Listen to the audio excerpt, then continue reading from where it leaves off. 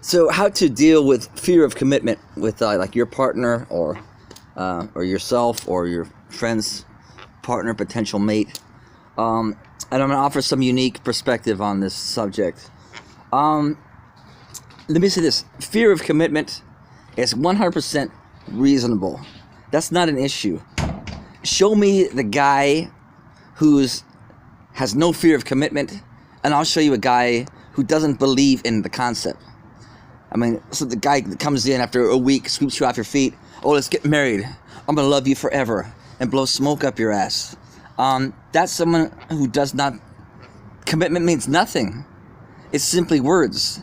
I think right off the bat, you have to respect the man or woman who is reluctant to dive in and make a commitment. Because what's the commitment? The commitment that we're gonna stay together forever, for the rest of our lives, exclusively. I'll never leave you. That's quite a fucking commitment to make to someone. And I mean, the older we get, the wiser we get, having been through relationships and life. I think hopefully with maturity comes the realization you cannot honestly make that commitment to stay. And what are we committing to? What's the commitment?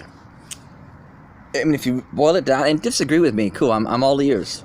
To me, the commitment is we're agreeing to stay together, even when we're not happy together.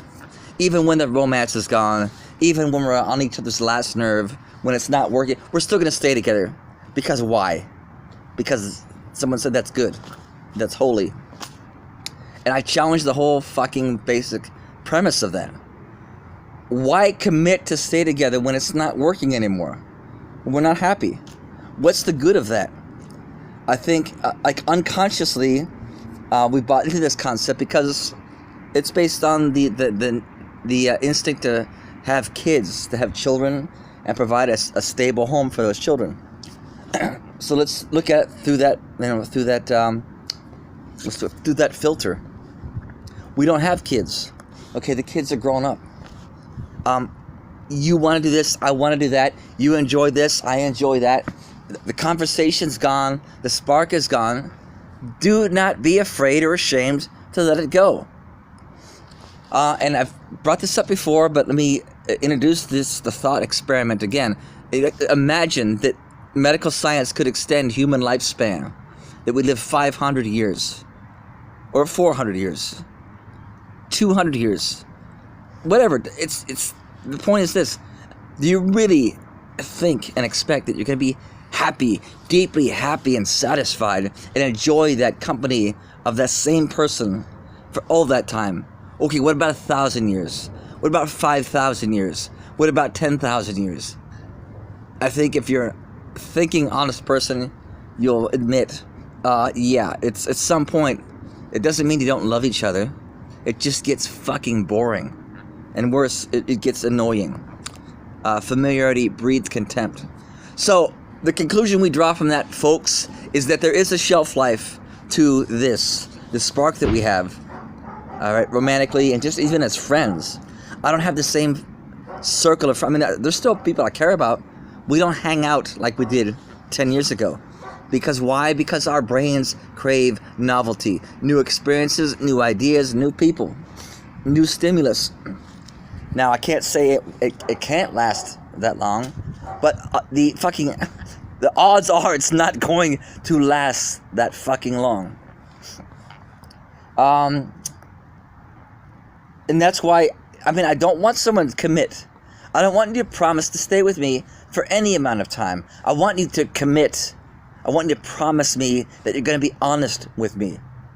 And if the day comes when you're not really happy with me, or when you would rather be with someone else because you're more attracted to them, because you have better conversation, a better chemistry, then you'll be commit to tell me and be honest with me.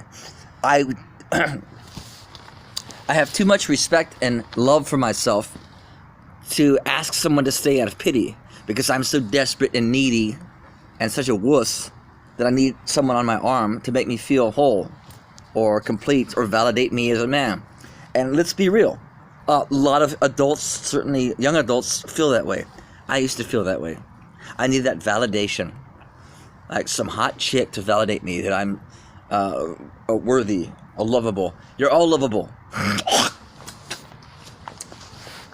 But to expect that's going to be the same person that feels that way forever, I think that's a fucking pipe dream. So I love myself enough, and listen, when I love someone in my, again, unconditional way, I would never ask them to stay with me when you're not happy. If you rather be by yourself, go. No hard feelings. I love you that much, no matter how much it hurts me. You find someone else you'd rather be with, then go. You're fucking free to go. And I won't love you any less, no matter how much I want to be with you. That's my level of love for them. And if you can't get to that place, like logically, philosophically, then you can never have a healthy, honest relationship. It's always going to be neediness and manipulation and jealousy and insecurity, and that insecurity will undermine the quality of your relationship and ultimately seal its doom. So yeah, it boggles my mind to be like the lone voice on all these issues and say what's logically sound.